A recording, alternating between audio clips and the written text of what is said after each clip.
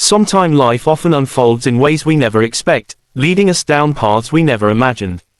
We make plans, set goals, and chase dreams, but sometimes, things don't go as we hope. It is in these moments of uncertainty, disappointment, or confusion that we often hear the phrase, "God has a plan for you." But what does that truly mean? Is it just a comforting thought, or is there something deeper at work? Imagine a young man named Daniel. He was ambitious, hardworking, and full of dreams. Since childhood, he wanted to become a doctor, believing that was his purpose. He spent years studying, sacrificing time with friends and family, and dedicating himself to his goal. But when the time came to enter medical school, he was met with rejection. Not once, but multiple times. Each rejection letter felt like a heavy blow, crushing the future he had envisioned. Frustration took over. He questioned everything, his abilities, his worth, and even God. Why would God allow him to fail if this was his calling? Hadn't he prayed enough? Hadn't he worked hard enough? The silence he felt from above was deafening, and he struggled with the idea that maybe he had been wrong all along. Lost and disheartened, Daniel took a break from everything. He traveled to a small town to clear his mind, hoping to find some kind of answer. One day, while walking through the marketplace, he noticed a woman struggling to carry a heavy basket. Without thinking, he rushed to help her. She smiled and thanked him, explaining that she ran a small clinic nearby and could use extra hands. With time on his hands and a heart searching for purpose, he agreed to volunteer. At first, he only helped with simple tasks, cleaning, organizing, and assisting where he could. But soon, he started interacting with patients, hearing their stories, understanding their struggles.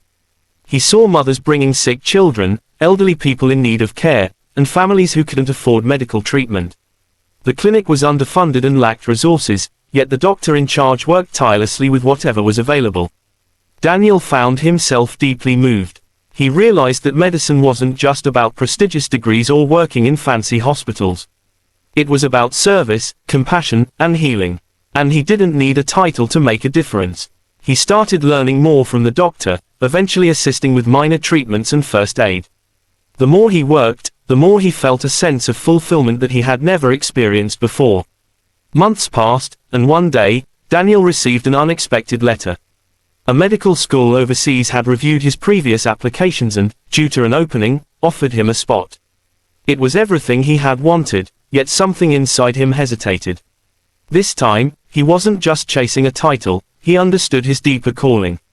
He accepted the offer but made a promise to himself.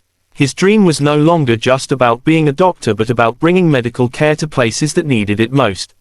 Years later, Daniel became a doctor, but not in the way he had first imagined. He didn't work in a big hospital or chase a high-paying career.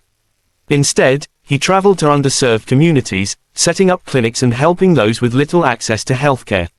Looking back, he realized that every rejection, every moment of doubt, had led him exactly where he was meant to be. Had he been accepted into medical school earlier, he might never have discovered this path. God's plan wasn't about denying his dreams, it was about reshaping them into something greater than he had envisioned. Sometimes, what seems like a setback is actually a redirection. What feels like silence is actually preparation. We may not always understand it in the moment, but in time, we see that every struggle, every delay, and every disappointment was leading us towards something far more meaningful.